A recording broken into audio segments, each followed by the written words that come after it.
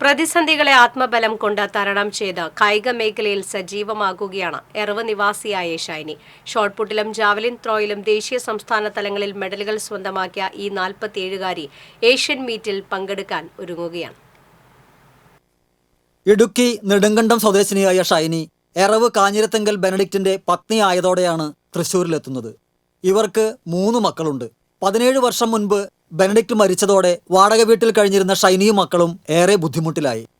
പലരുടെയും സഹായം കൊണ്ട് മുന്നോട്ടു പോകവെയാണ് മുളങ്കുന്നത്തുകാവ് ഗവൺമെന്റ് മെഡിക്കൽ കോളേജ് ആശുപത്രിയിൽ സെക്യൂരിറ്റി ജീവനക്കാരിയായി ദിവസവേതനാടിസ്ഥാനത്തിൽ ഷൈനിക്ക് ജോലി ലഭിക്കുന്നത്. 17 വർഷമായിട്ട് ഞാൻ മെഡിക്കൽ കോളേജിൽ സെക്യൂരിറ്റി ആയിട്ട് ജോലി ചെയ്യുന്നുണ്ട്. ഇപ്പം 3-4 വർഷമായിട്ട് ഇതിന് സ്പോർട്സിന് വേണ്ടിയിട്ട് ഞാൻ സമയം നീക്കി വെക്കുന്നുണ്ട്. ഉച്ച കഴിഞ്ഞുള്ള സമയങ്ങളിൽ കാലത്ത് എക്സസൈസും ഉച്ച കഴിഞ്ഞ് പ്രാക്ടീസും ചെയ്യുന്നുണ്ട്. വീടിൻ്റെ പുറകിൽ പാടമാണ്, അവിടെ ഞാൻ പ്രാക്ടീസ് ചെയ്യും. തുടർച്ചയായിട്ട് ജാവലും ഡിസ്കും ഒക്കെ പ്രാക്ടീസ് ചെയ്യുന്നുണ്ട്.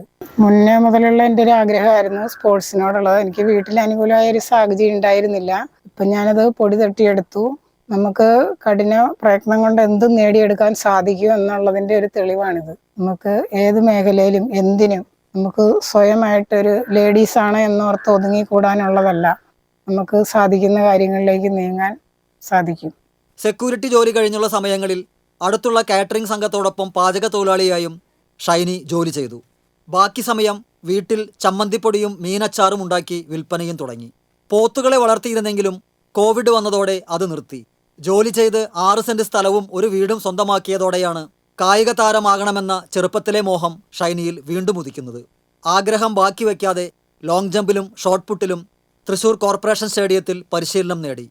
തുടർന്ന് ദേശീയ തലത്തിൽ ഉൾപ്പെടെ 4 മത്സരങ്ങളിൽ പങ്കെടുത്തു. നാഷണൽ വെറ്ററൻ അത്ലറ്റിക് ചാമ്പ്യൻഷിപ്പിൽ ഷോട്ട്പുട്ടിൽ അണ്ടർ 50 വിഭാഗത്തിൽ 1-ാം സ്ഥാനവും ജാവലിൻ ത്രോയിൽ 2-ാം സ്ഥാനവും ലോങ് ജമ്പിൽ 3-ാം സ്ഥാനവും ഷൈനിക്കായിരുന്നു. ഈ വർഷം നടക്കാനിരിക്കുന്ന ഏഷ്യൻ മീറ്റിൽ സുവർണ നേട്ടങ്ങൾ കരസ്ഥമാക്കാനുള്ള തയ്യാറെടുപ്പിലാണ് ഈ 47കാരി ഇപ്പോൾ. TCV news, Thrissur.